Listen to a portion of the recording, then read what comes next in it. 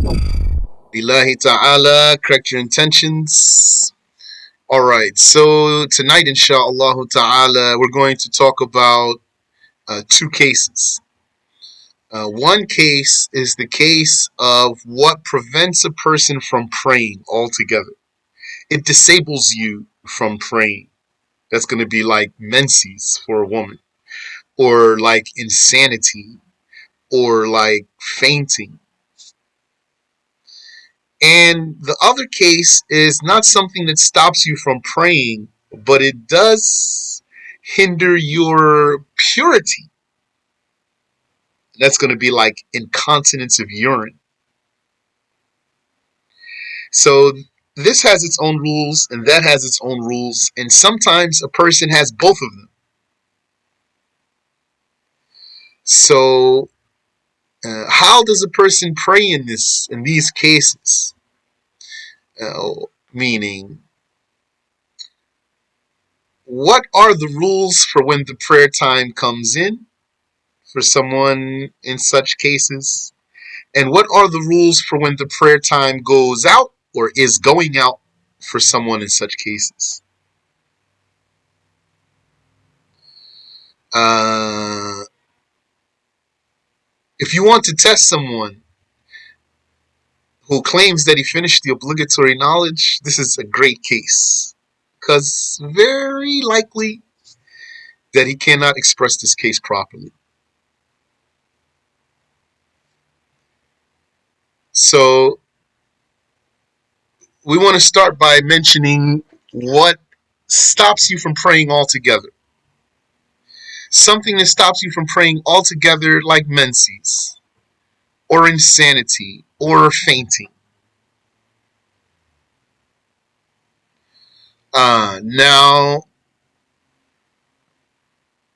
excuse me. Uh, we first want to talk about if a person has such a situation when the prayer time comes in. After the prayer time comes in, actually, after the prayer time comes in. Because before the prayer time comes in, then the obligation of the prayer is not confirmed yet. Who knows? You might die before the next prayer time comes in. So, what we're talking about here is after the prayer time came in, something of this sort happened to a person. Because by the start of the prayer time, all the obligations related to prayer commence. So, now we're talking about something that completely disables you from praying. And we're talking about that this thing happened after the prayer time came in. So, once the prayer time actually does come in, that means if there's nothing that prevents you from praying, then the obligation of the prayer is going to relate to you because the time came in. That's when it becomes obligatory on you to get up and make wudu and cover yourself and find your qibla. But not immediately. It's not immediately obligatory on you. We already said the obligation of the prayer is an extended obligation. The best thing to do is as soon as the prayer time comes in to busy yourself with preparing for prayer. But it's not forbidden for a person to let the prayer time come in and not to immediately jump into action. As long as he starts his prayer when? At a time that would enable him to finish his prayer inside the prayer time. Then there's no sin here. So what if the prayer time came in and therefore the obligation of prayer is related to the person? But then, before he actually did pray, if it's a woman, she started menstruating. Or a person, man or woman, went insane or fainted. Or went into a coma. Or was comatose. Knocked out. Then we look. Did this person have enough time to even perform the prayer? Meaning to finish the prayer? Did this person have enough time to finish the prayer from the time it started until the time what prevents him from praying started, from the time the prayer time started to the time the thing that makes him unable to pray started? So between those two starts, did he have enough time to complete his prayer? If the answer is yes, then this person is going to have to make up that prayer. If the answer is no, then this person is not going to have to make up this prayer. We're assuming that the whole prayer time went out without this prohibitive thing going away. Assuming that whatever disabled him from praying remained for the rest of the prayer time. If he had enough time to pray since the prayer time came in before the prohibitive thing started, then he will have to make up that prayer later. And if he didn't have enough time, then he won't have to make up that prayer later. So that's what you're going to look for if you were to test someone here. Someone says, oh, all those people do is teach the obligatory knowledge. Why they don't teach something else? And then you say to him, did you complete the obligatory knowledge? He say, yeah, I completed the obligatory knowledge. I took the obligatory knowledge for 20 years. And you say, can I test you? Okay. All right. So what's the case if the prohibitive thing happened to a person? Does he have to make up the prayer or not? So if he knows the case, he's going to say, oh, that's an easy one. If he had enough time to pray from the beginning of the prayer time to when the prohibitive matter started, then yes, he will have to make up the prayer or else he won't. That's easy, bro. And if he's not sharp here, he won't know how to answer well. He might say, oh, I need to review, or I forgot, or whatever. Most likely, though, he won't know how. Someone who talks like that, he probably didn't even finish the obligatory knowledge. And if he did finish the obligatory knowledge and he has comprehension of it, then he won't talk like that because he knows how important the obligatory knowledge is for the people.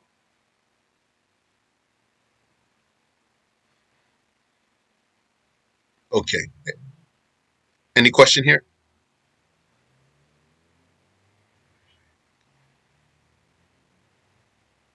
All right. Yes, yes, I hear you. And you know, this person is not sinful because the prayer is an extended obligation. So he had the permission to not pray immediately, but then he became unable to pray. But if he had enough time to pray, then he's going to have to make it up later. Okay. Now, what if a person had what's called dawam al-hadath? Dawam al-hadath. That means perpetual or lasting impurity, ongoing impurity. This person is basically unable to get into a state of purification or stay in it because of having basically some leakage. Leakage from the private part, front or back. Leakage here means incontinence of urine, or sickness bleeding, or even flatulence. That means can't stop passing gas.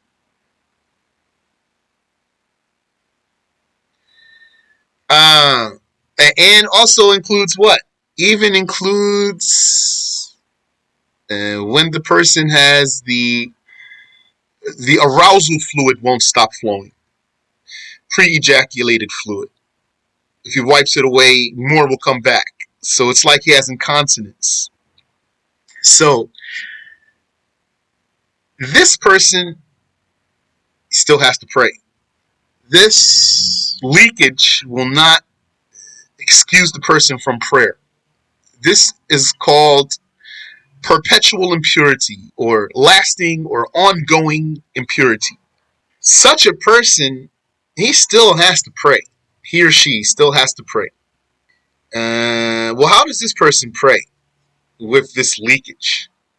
So if this leakage were the urine or the blood or the like, not just the flatulence, because flatulence is just air.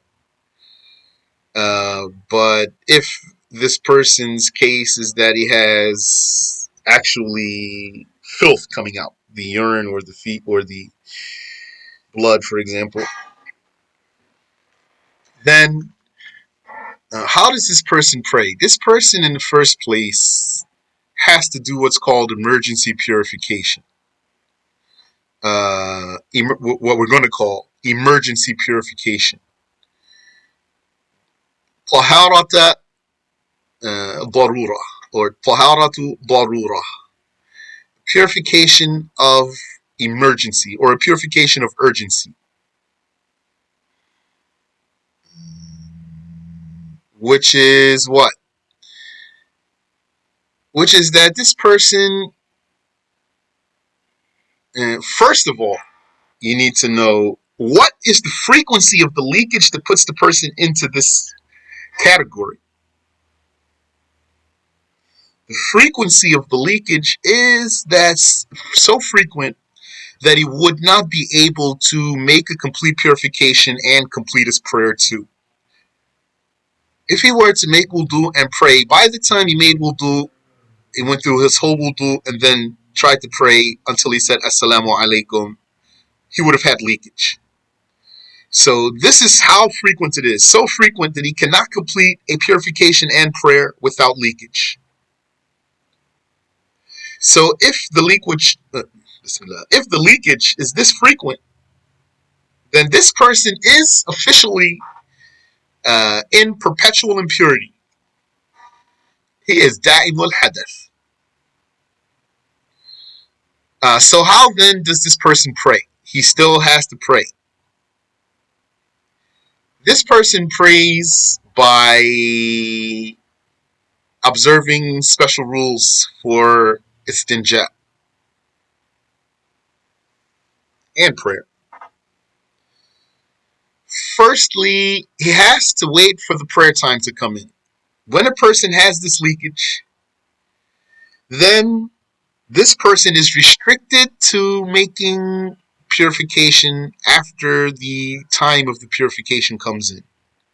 The time of the purification is going to be the time that it's needed. So we're talking about prayer now. So the time the purification is needed is when the prayer time comes in. If we want to keep it easy and simple, we're going to say prayer time. That's what we're going to say. But if you want to think broadly, because we're learning fiqh, actually, fiqh is broader than just purification and prayer, then anything that needs purification. Prayer is not the only thing that needs purification. Going around the Kaaba needs purification. Giving the khutbah for Jumu'ah needs purification. And some other things. So, when the time of the purification comes in is when this person with this leakage would make the purification, not before. But we want to keep the word simple so that the person can focus. We're just going to say prayer. So when the time of the prayer comes in is when this person with this leakage can perform his purification, not before. And that's because now this person has emergency purification. Emergency purification is like an axe behind the glass. So you don't break it and pull out the axe just in case and nothing happens yet. You just think something's going to happen. No. In this case, before you break the glass and pull out the axe, you're going to verify that there's an emergency. Then you're going to break the glass and pull out the axe. So like that, when the person has this leakage, now The purification for him is like the axe behind the glass. He has to wait until the urgency is confirmed, which is that the prayer time came in. Any person who does not have such leakage is allowed to make purification ahead of time. Like he says, it's going to be Asr, or it's going to be Maghrib soon. Maghrib's coming in about 15 minutes. The sun is still up. Let me make wudu right now before Maghrib comes in, so that I can pray Maghrib as soon as it comes in. That's valid, but not for the person who has this leakage. That person, he's going to say, Maghrib's in 15 minutes. I got to wait. I can't make wudu yet. So this is one of his special rules. This person with this leakage, this person in this perpetual impurity, he has to wait for the time of the prayer to come in. Now, right there, this is the foreshadowing. Right there, this detail is what's going to connect to what we were just talking about. We're going to come back to it, though. Because weren't we talking about he had enough time to pray after the prayer time came in? So this is what's going to connect these two issues. But we're going to come back to it.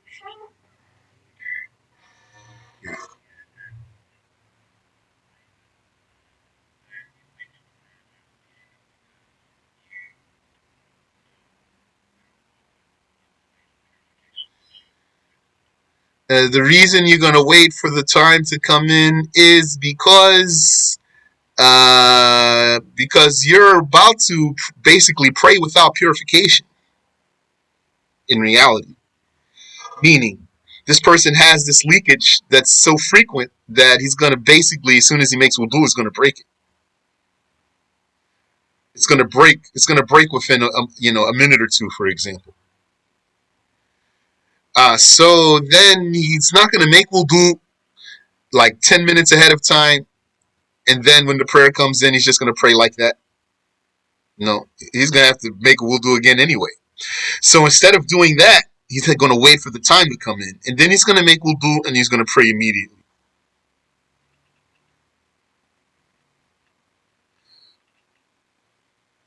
Yani, with a little bit more details, I'm going to fill in for you right now. So that's why he can't make wudu ahead of time, because in reality, he's going to be, since his leakage is so frequent, in reality, he's going to wind up praying without purification.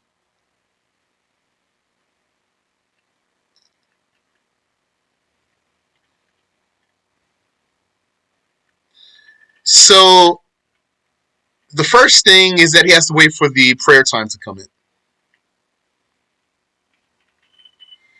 The second thing is that now he has to, once that prayer time comes in, and we don't mean here, as soon as the prayer time comes in, he's obligated to jump into action. That's not what we mean.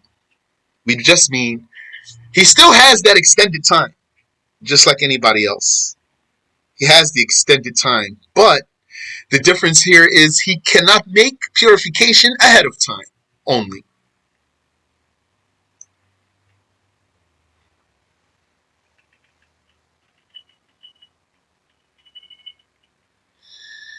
So after the time comes in, then he can't just make wudu. First, he has to make istinja.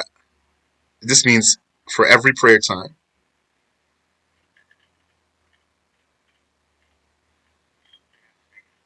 Yes, for every prayer time. Yani, not just for every prayer, for every obligation, even.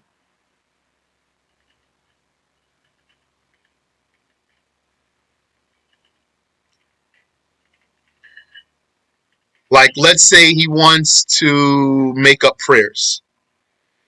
He says, I didn't pray all day yesterday. May Allah forgive me. I'm going to make up all my prayers right now. All five. So then he's going to have to make istinja 5 times for each obligation.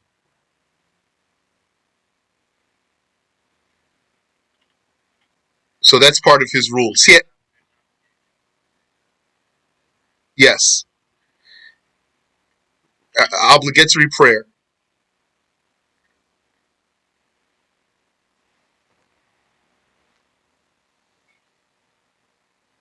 So first thing, he has to wait for the time to come in. So in the scenario I just gave you, that he wants to make up 5 prayers, the time coming in means he wants to pray the next prayer. So he wants to pray a prayer, let's say make it up. When he wants to make it up, that's as if the time just came in. So now he says, go make istinja. Then he's going to do everything I'm going to describe to you.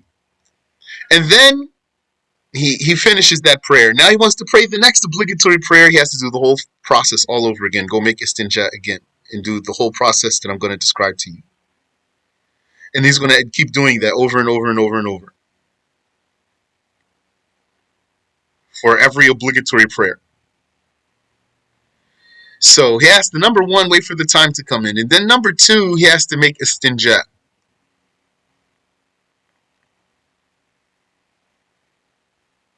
And part of this istinja here includes something extra that's not normal istinja, which is putting something on his private part to block the contamination. So, yani, a woman is going to put something like a pad, and man's going to put something.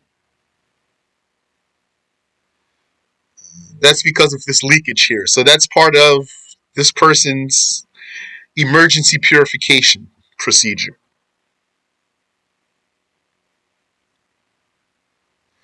And this thing that he puts every single time for every obligation, he's going to have to replace it or clean it. Either he's going to replace it altogether, or each time he's going to clean it so he can use it again.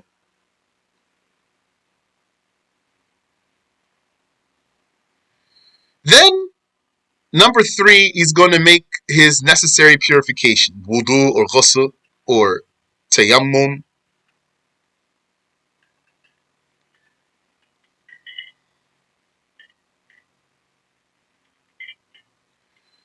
Then, number four, he's going to prepare for his prayer by covering and finding his qibla and anything else.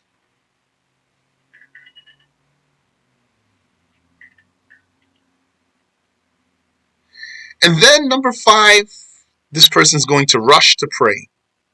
This rushing to pray, that's not obligatory on a person who has normal situation. You don't have to rush. You can make wudu ahead of time and wait. This person cannot make wudu ahead of time, and he can't wait.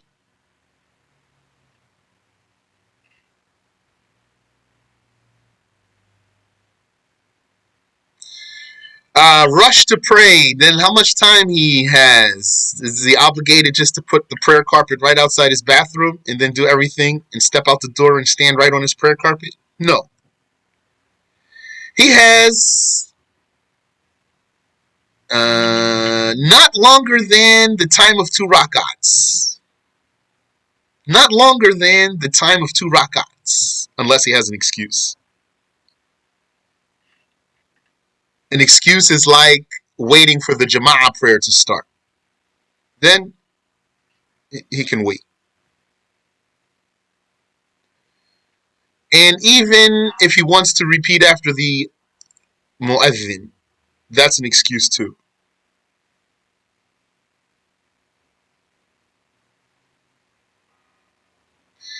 What we're saying is, if he had some leakage now, he doesn't worry about it. Now he's still going to pray. So let him not be confused. Let a person with such incontinence or sickness bleeding not be confused here. If you go through this procedure, then yani, the meaning here is that you have leakage. So it means you're going to expect that it's going to leak.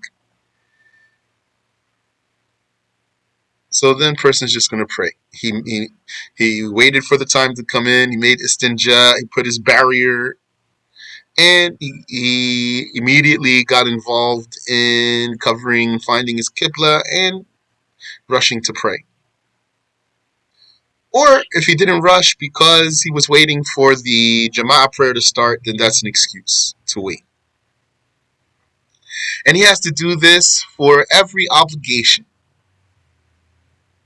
For every obligation. Not for the optional deeds, just for the obligations. Optional deeds means like praying sunnah prayers. And like holding the Quran to recite it.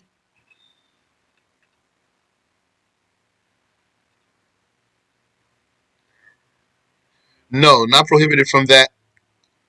Meaning he doesn't have to repeat this process for those things.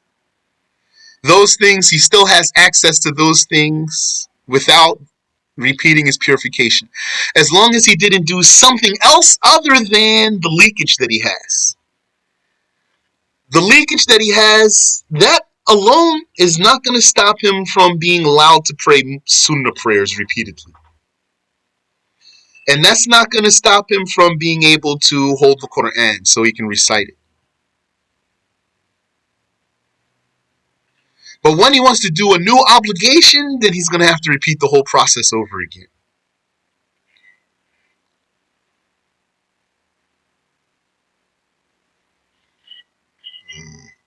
So it's clear so far? Okay. Now, back to how we started.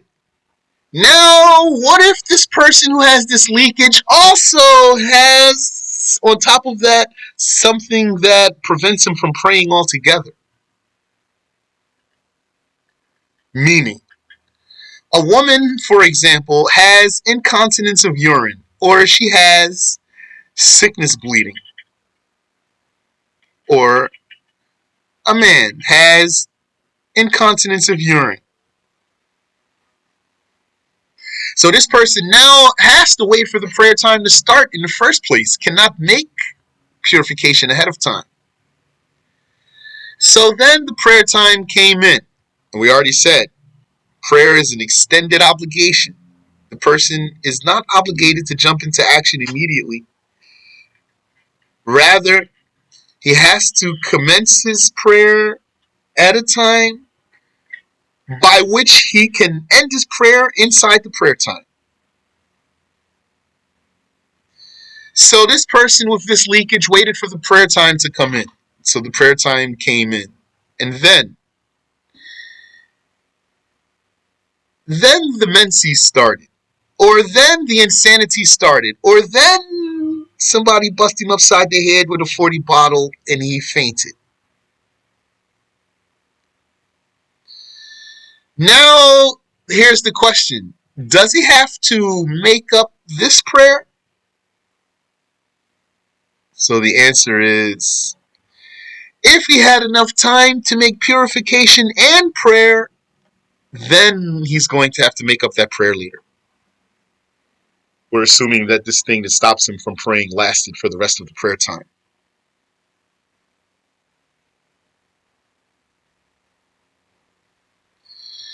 But if he did not have enough time to make purification and prayer, then he's not going to have to make up this prayer later.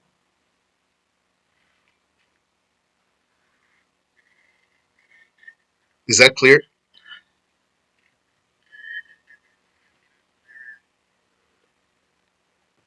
Yes, let me actually put both of them together for you.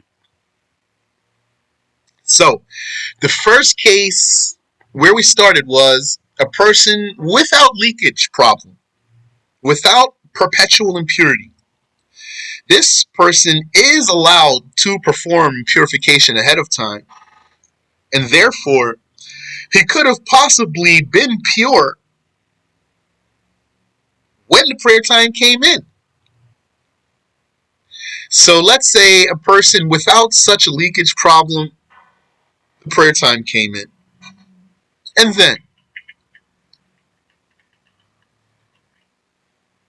the prohibitive matter happened, which means the thing that stops you from praying altogether.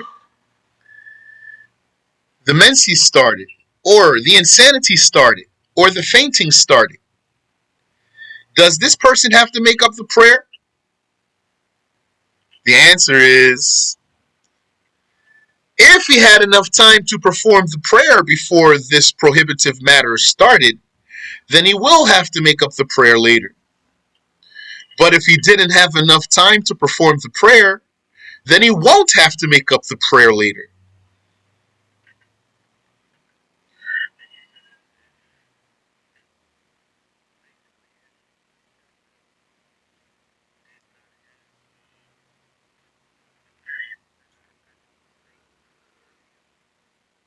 Yes.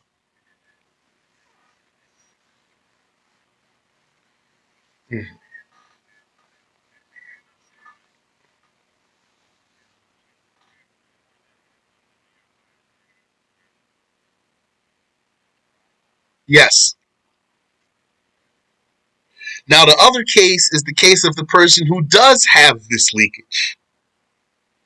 So, a person has incontinence of urine or sickness bleeding. Then the prayer time came in. So, it means now this person is addressed with prayer. But before praying, the prohibitive matter happened, which is the menses or the insanity or the fainting.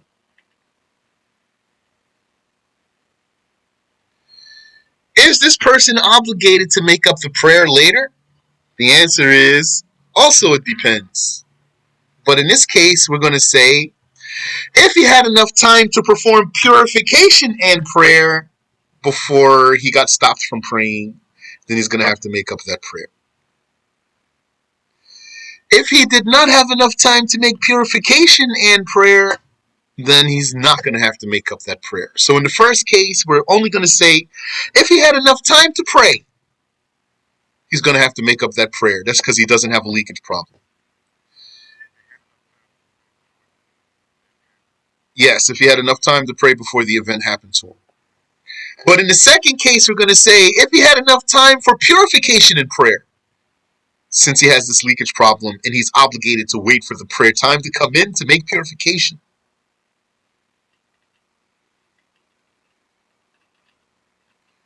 then he's going to have to make up the prayer.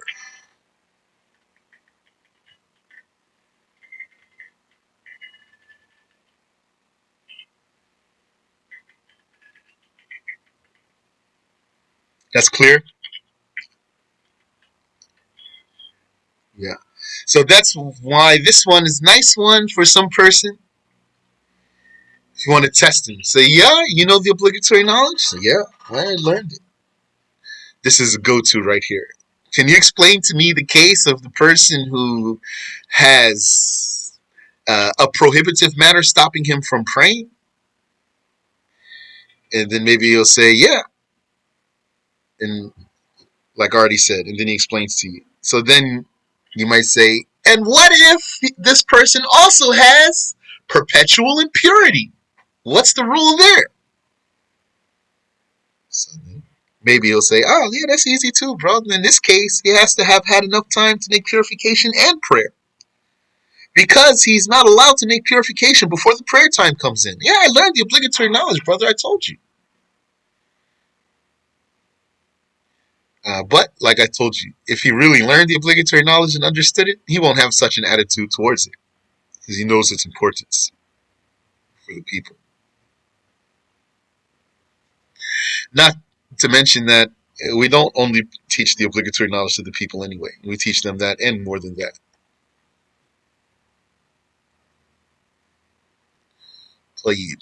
Now, all of what we just talked about is when the prayer time comes in. Yani, in other words, we're still talking about prayer times. Last week we were talking about prayer times. We talked about when the prayer times come in and go out. And we talked about praying early and praying late. And we talked about make-up prayer. All of that under the topic of prayer times. Now we're actually still under the topic of prayer time. But some person has some issue with him related to purification and prayer. So how does that affect his case concerning when prayer time comes in and when the prayer time goes out? That's what we want to talk about now. What about when the prayer time is going out? What if this thing that stops him from praying goes away? And there's a prayer time in at that moment. A prayer time is in when the woman's menses stops. Or a prayer time is in when that insane person, he woke up, he shook his head, and he blinked his eyes, and subhanAllah, I was just walking around crazy. I got my wits back about me. As the prayer time is in right now. Uh, or he woke up from his coma and the prayer time is in. So we're saying this thing that stops the person from praying goes away and a prayer time is in. Does he have to pray this prayer that's in right now? So the answer is, if he had enough time to say Allahu Akbar before the prayer time goes out, then he's going to have to pray that prayer that's in.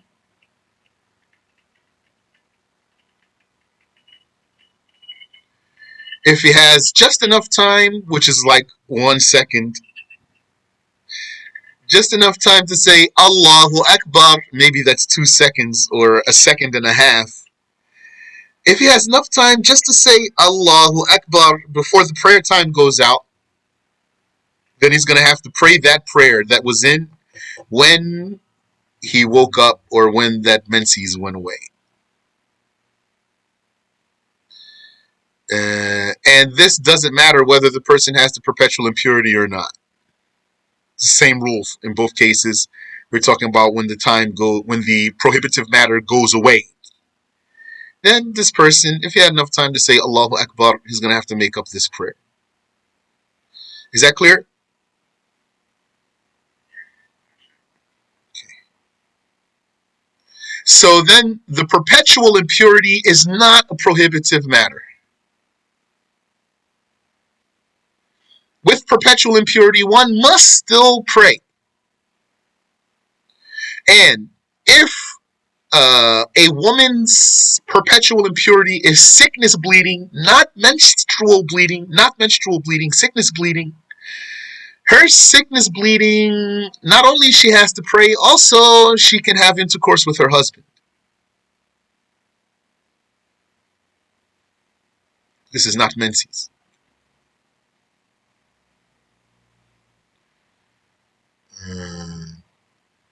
And now we're still talking about when the time goes out. The person woke up before the prayer time went out. Or the woman's menses stopped before the prayer time goes out. And this person had enough time to say Allahu Akbar before the prayer time goes out. So this person's going to have to pray this prayer. Okay, that's clear. Also, add to that this person's going to have to pray the prayer before it. If the prayer before that current one is combinable with the current one. Meaning, if this woman's menses went away at Asr time, or this person's insanity went away, or this person woke up from his coma at Asr time, and this person had enough time to say Allahu Akbar before the disk of the sun completely goes below the horizon. So this person's going to have to pray Asr, that's clear. And this person's going to have to pray Dhuhr too. Because the rule is that the person has to pray the current prayer and the one before it if they are combinable. So, if this menses stops at Asr time, this woman's going to have to pray Dhuhr and Asr. And this is important to teach it to the sisters. Let any person teach his wife or wives and his daughters and his sisters and all his women so that they know this rule. And if this menses, for example, ended at Isha time and she had enough time to say Allahu Akbar before Fajr came in, then she's going to have to pray that Isha and Maghrib too, because Maghrib and Isha are combinable. If this Menses went away or this insanity went away at Dhuhr time, then the person only has to pray Dhuhr because Fajr and Dhuhr are not combinable. Or if it went away at Maghrib time, then this person's only going to have to pray Maghrib because Asr and Maghrib are not combinable. Or if this went away at Fajr time, then the person's only going to have to pray Fajr because Isha and Fajr are not combinable. Is that clear? Any question? So that's it for that case.